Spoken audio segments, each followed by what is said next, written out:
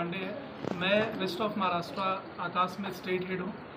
आज 14th of this month NEET का रिजल्ट आया, जिसमें आकाश पुणे COE से ऑल इंडिया रैंक 3 आई है और हमारे साथ कृषांग है। और ऑल इंडिया रैंक 3 के साथ इनका महाराष्ट्र टॉपर भी हैं। तो मैं इनको ढेर सारी बधाइयाँ और इनके पेरेंट को ढेर सारी बधाइयाँ देना चाहता हूँ। और आकाश पुणे की अगर मैं बात करूँ तो यहाँ से लगभग 160 स्टूडेंट हैं जिन्होंने 500 एंड अबव स्कोर किया, और जो सक्सेस रेशियो लगभग 8% का है। और अगर हम नेशनली सक्सेस की बात करें तो 22 लाख बच्चे इस साल अपीयर हुए थे नीट में, और गवर्नमेंट MBBS सीट में लगभग 60,000 सीट्स हैं। तो आप समझ लो कि लगभग 2% के आसपास का ये परसेंटेज होता है, 2% के आसपास का सिलेक्शन रेशियो होता है। और हम आकाश पुणे में लगभग 8 से 9% दे रहे हैं, मतलब नेशनल एवरेज से ये लगभग 400% ज़्यादा है। तो because of Aakash legacy, because of Aakash pedagogy, we are able to do this. तो हर साल हम अंडर 100 रैंक दे रहे हैं। लास्ट ईयर आकाश पुणे से लगभग इट इज़ श्योर 39 रैंक था, और उससे पहले 61 रैंक था, उससे पहले 27 रैंक था, देन 61 रैंक, देन 50 रैंक। तो हर साल हम अंडर 100 दे रहे हैं यहाँ पे।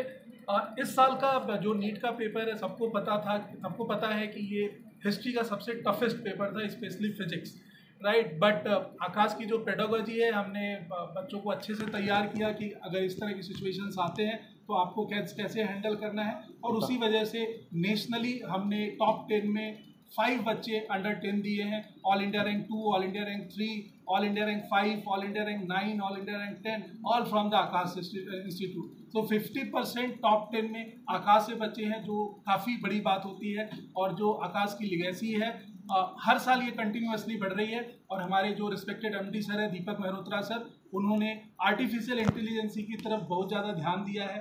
और उसके लिए उन्होंने कॉन्सेप्ट कुंडली और मिनी कुंडली करके एक AI प्लेटफॉर्म बच्चों को दिया है, जो बच्चों के रिजल्ट, बच्चों के नेक्स्ट ईयर का जो रिजल्ट है वो मल्टीफोल्ड इन्हांस करेगा फॉर श्योर। तो कॉन्सेप्ट कुंडली का कॉन्सेप्ट क्या है कि कोई भी बच्चा का डेटाबेस अगर हमारे पास है, वो जो टेस्ट हमारे पास देता है, उसका सारा डेटाबेस अपने पास होता है। और AI उसको बताएगा कि तुम्हें किस टॉपिक पे, किस सब्जेक्ट में तुम्हें कितना मेहनत करना है। कि तुम्हारा लेट सपोज मैं फिजिक्स का टीचर हूँ, तो फिजिक्स के टर्म में बात करूँ तो ऐसा होगा कि थर्मोडायनेमिक्स में तुम्हारे 98% तुम परफेक्ट हो, पर 2% का एरर है। बट अगर हम रोटेशन में बात करते हैं तो तुम्हारे 40% तुम्हारे क्लियर है, बट 60% में तुम्हारे डाउट होंगे, राइट। तो इस तरह की पेडागॉजी पे कॉन्सेप्ट कुंडली वर्क करेगी। तो मुझे ऐसा लगता है कि हम काफ़ी अच्छा नेक्स्ट ईयर और भी बेटर करेंगे। और 2024 नीट सबको पता होगा, ऑल इंडिया रैंक 167 स्टूडेंट के आए थे, जो कहीं ना कहीं नीट एग्ज़ाम का मजाक था, राइट। तो इस साल बिल्कुल क्लियर था कि पेपर टफ होगा, और हमने उसी तरह से प्रिपरेशन कराया बच्चों का, और आज इतना बेटर रिजल्ट हम यहाँ से पुणे से दे पा रहे हैं। So that's all from my side. My name is Krishang Joshi and I secured AIR 3 in NEET UG 2025। जो 90% से भी ज़्यादा बच्चे मिस्टेक करते हैं कि नीट एग्ज़ाम के एंड तक भी उनका सिलेबस कंप्लीटेड नहीं होता। तो सबसे पहला पॉइंट होता है कि सिलेबस कंप्लीशन।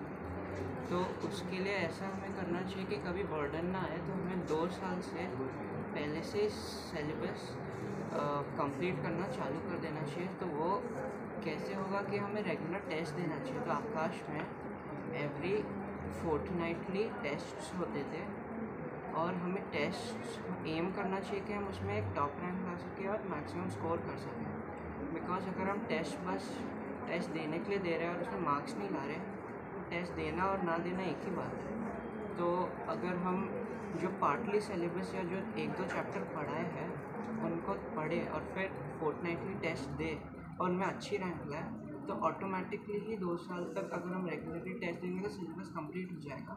और बस टेस्ट देना, सिलेबस कंप्लीट करने से आपका गुड GMC पक्का हो जाता है, मतलब और कुछ नहीं करना होता है।